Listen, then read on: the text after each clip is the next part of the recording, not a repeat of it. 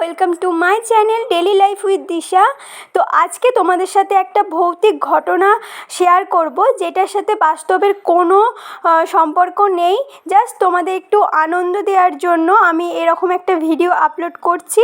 তো চলো বন্ধুরা, তোমরা ভিডিওটা দেখতে থাকো।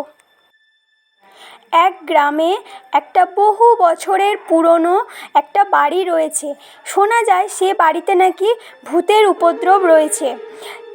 আর এটাও শোনা যায় যে সে বাড়িতে যেই যায় সে আর ফেরত আসে না। তো আজকে তোমাদের সাথে সেরকমই একটা ঘটনা শেয়ার করব। শোনা যায় এই বাড়িতে বহু বছর ধরে কেউ থাকে না, এইভাবেই ভাঙাচোরা অবস্থায় বহুদিন ধরে পড়ে আছে।